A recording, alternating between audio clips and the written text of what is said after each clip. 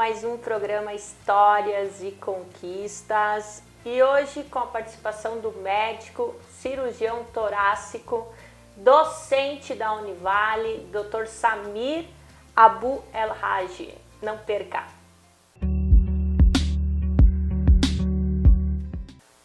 Dr. Samir, seja muito bem-vindo ao nosso programa. Muito obrigada pela sua disponibilidade. Eu que agradeço o convite, fiquei bem feliz em ser lembrado. Então, para a gente conversar um pouquinho sobre minha vida.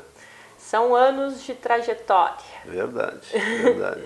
Como que iniciou o seu desejo de ser médico?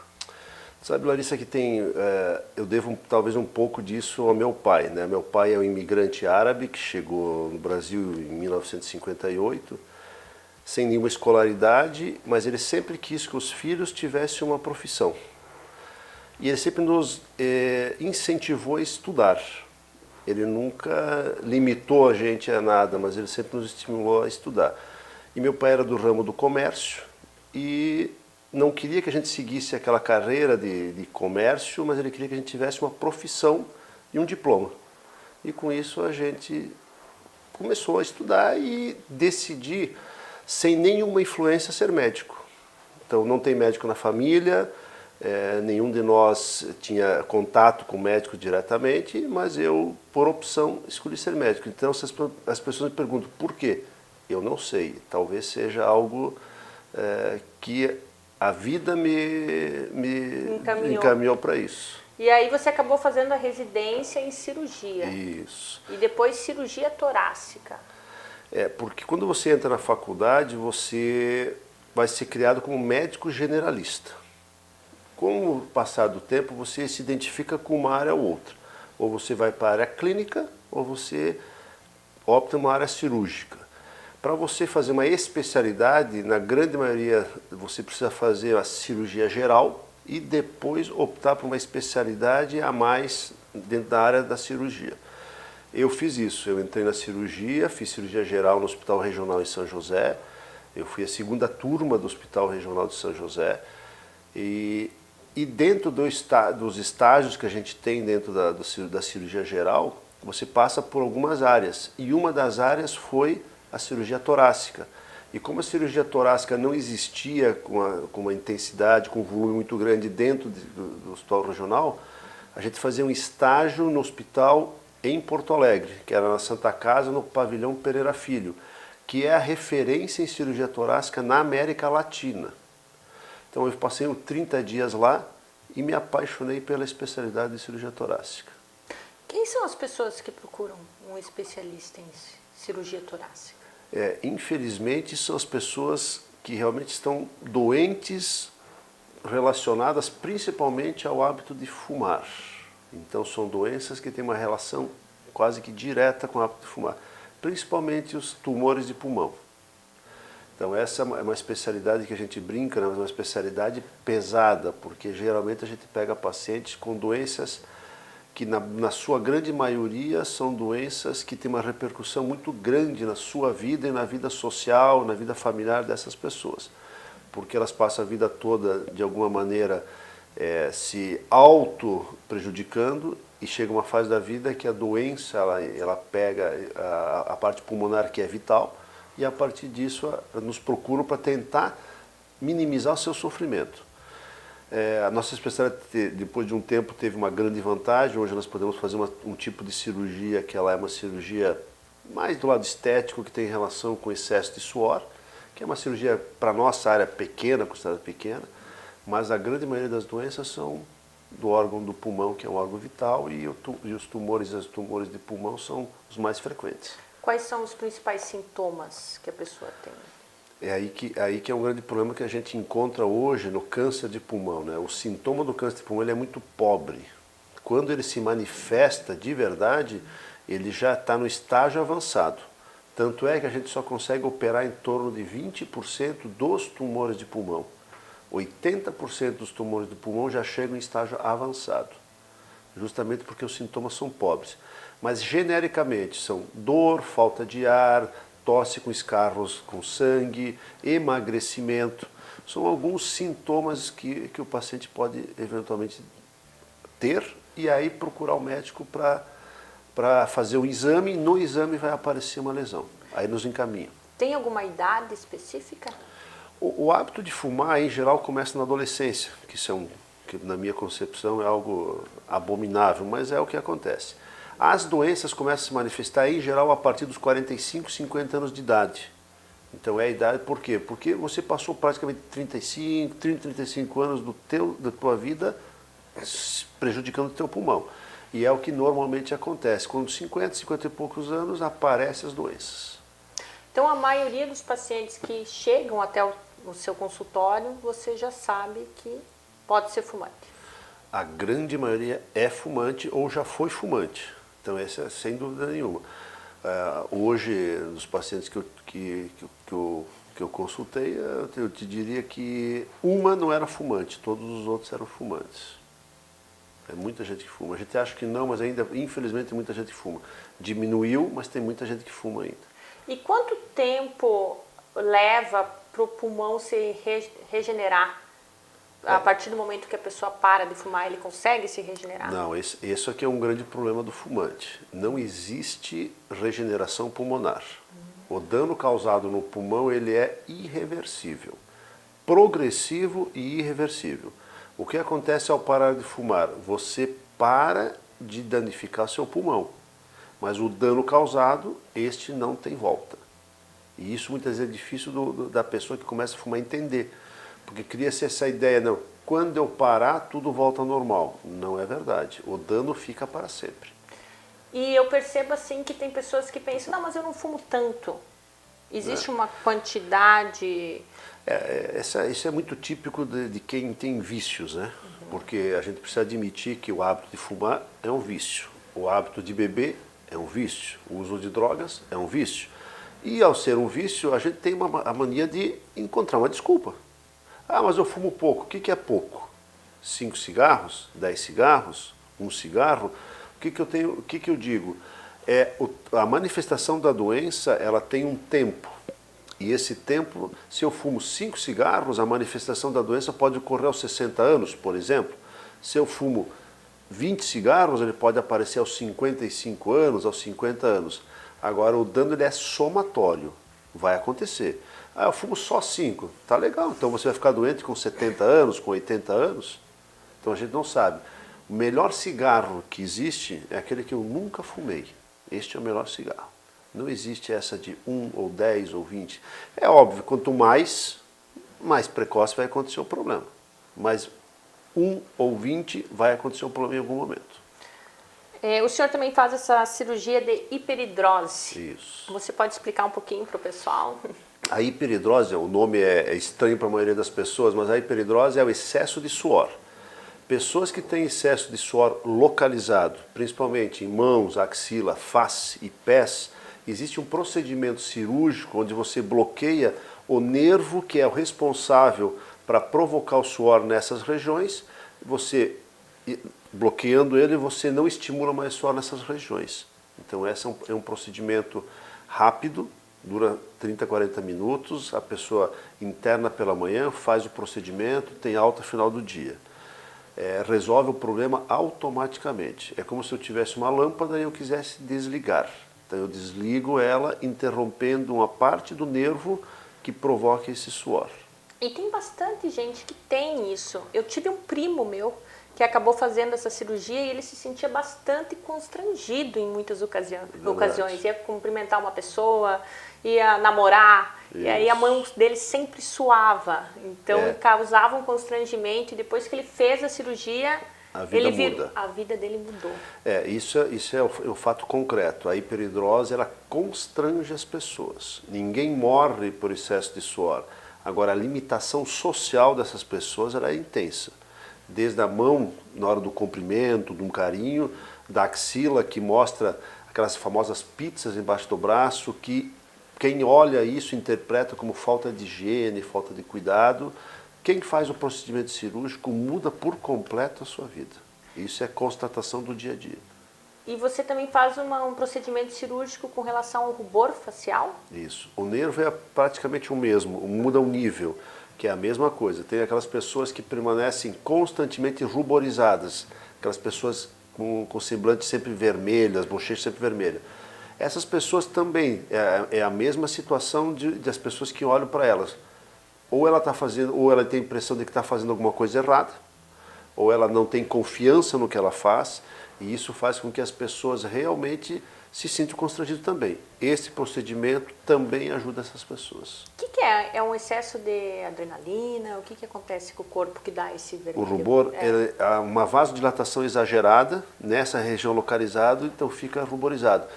Se bem que isso também tem uma característica de algumas raças, né? Então as pessoas com pele branca, em geral, é mais evidente, né? Então a raça germânica, os portugueses têm muito disso, então a pele branca se manifesta com mais frequência também. Dr. Samir, nós temos que dar um tempo para o break. Daqui a pouquinho estamos de volta e o Dr. Samir vai compartilhar conosco a sua experiência como docente da Univale e agora como empreendedor. Isso mesmo. Não perca.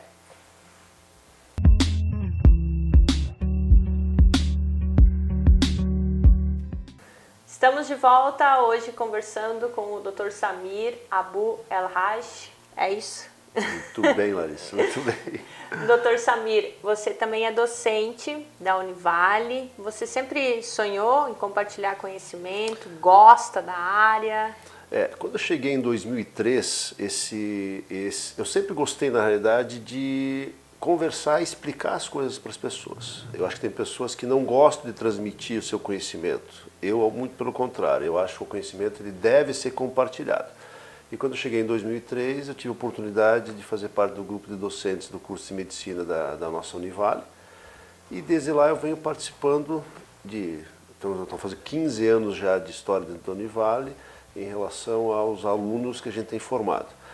E isso é gratificante, porque você consegue transmitir para esses alunos que um dia serão teus colegas ou meus colegas, e quem sabe um dia eu vou precisar inclusive dos serviços deles, então isso tudo gratifica e isso é importante. A Univale é uma estrutura fantástica, acho que tem altos e baixos como qualquer estrutura, mas ela oferece aos estudantes de medicina uma oportunidade ímpar, comparada com várias universidades e cursos de medicina que a gente conhece. E eu tenho essa felicidade de participar deste grupo. Quais são os principais conselhos, não tecnicamente, mas emocionalmente, que você dá para os seus alunos?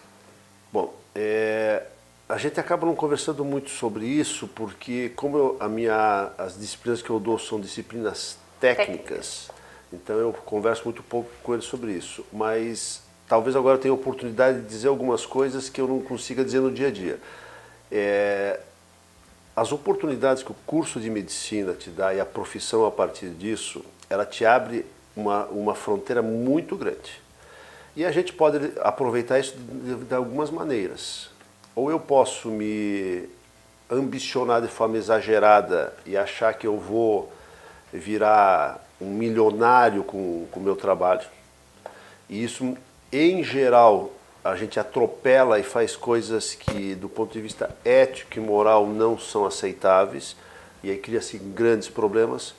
Ou eu encaro o curso de medicina e o meu trabalho a partir disso como sendo uma profissão como qualquer outra, onde eu vou ter uma boa remuneração comparado com a grande maioria das outras profissões, mas eu não vou ficar rico como antigamente se ficava, mas eu vou ter uma qualidade de vida boa, sabendo que eu tenho que ter o comprometimento com o principal objetivo dessa função, que é o meu paciente.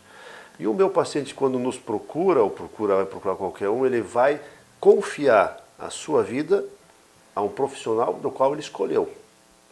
E isso a gente não pode em nenhum momento não valorizar. A gente não tem este direito.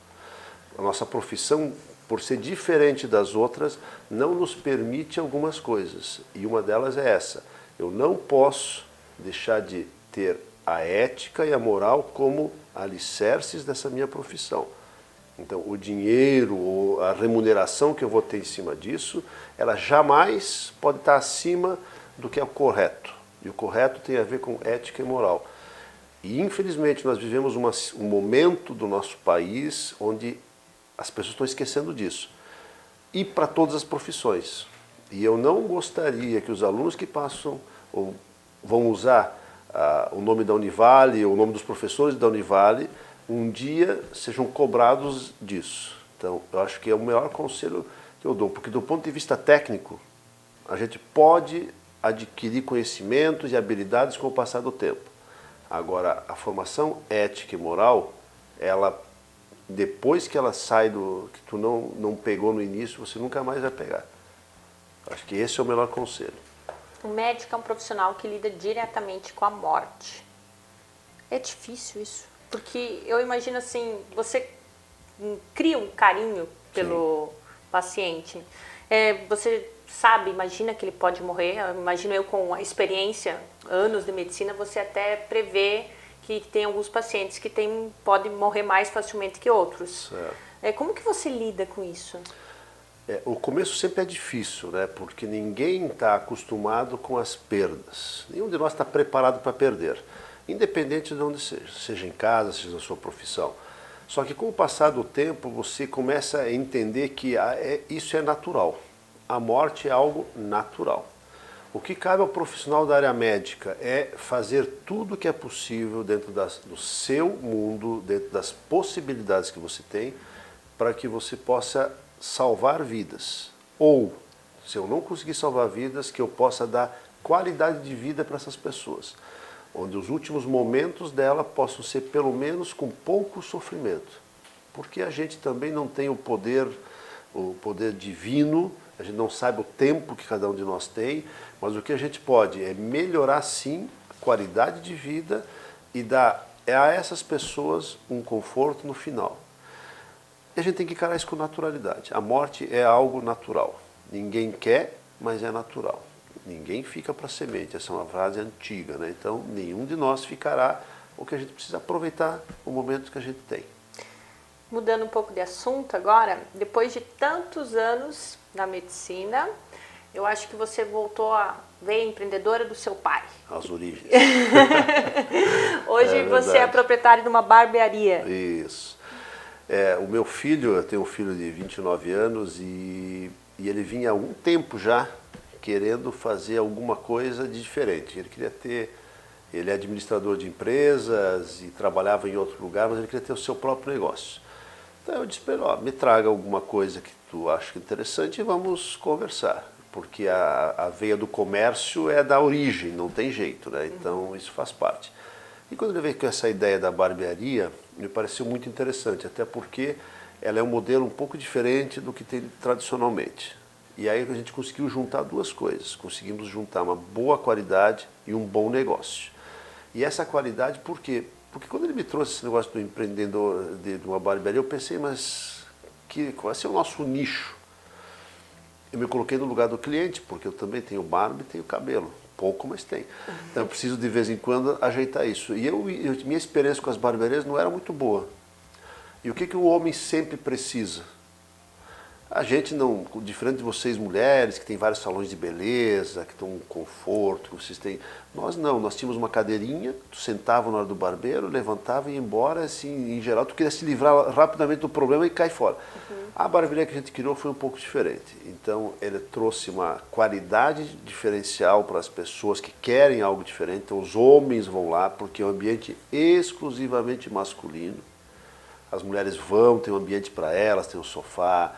É um momento de tranquilidade para o homem. Então, assim, é o que a gente procurou. E me realizou um sonho, que eu queria voltar até o negócio. Então, como eu não posso, porque minha profissão não me permite, mas o meu filho conseguiu fazer com que uma parte desse meu sonho realizasse, porque o negócio é meu e dele, ele está lá o tempo todo, e eu vou lá de vez em quando para curtir aquele ambiente. O senhor atua então em duas áreas bastante diversas, na medicina e agora como empreendedor. Tem alguma dificuldade isso? A dificuldade maior está em realmente você separar as coisas. Como médico, eu tenho normas rígidas a seguir, ou eu as mudo como regra, ou as sigo como está determinado. Então eu tenho pouco poder de mudança em relação a algumas coisas. Como empreendedor, eu sou dono do meu negócio. Eu posso ser um pouco mais criativo. Eu posso colocar em prática coisas que eu gostaria de colocar. Eu posso, porque este é meu negócio. A medicina não é minha. A medicina tem uma coletividade e eu tenho que pensar na coletividade. Já o trabalho, o empreendedor Samir da barbearia, ele é um indivíduo que tem opções de mudança. Acho que esse é o grande ensinamento. Eu não posso misturar as coisas. Eu tenho que entender que a medicina não é um negócio. A medicina lida com pessoas, seres humanos que confiam no meu trabalho como profissional médico. A barbearia tem profissionais técnicos capacitados, mas é uma diferença. Eu posso fazer algo diferente lá. Eu posso vender algo lá. Medicina não se vende. Medicina não é um negócio. Então, esta é a grande separação. E que te traz a realização, então? Dos dois lados. Dos dois lados. Dr. Samir, quero agradecer a tua participação. Temos que finalizar o nosso programa. Muito bom. Eu agradeço muito a oportunidade. Bate-papo rápido, tranquilo, né? Foi muito bom. Eu já participei de alguns outros programas, mas me senti bem confortável aqui contigo. Obrigada. Parabéns pelo programa. Obrigado. Obrigada. Quero fazer um agradecimento também bem especial para as lojas Atrativa, aqui na Oswaldo Reis, 1540. E a você, nosso telespectador, fiquem com Deus e até semana que vem.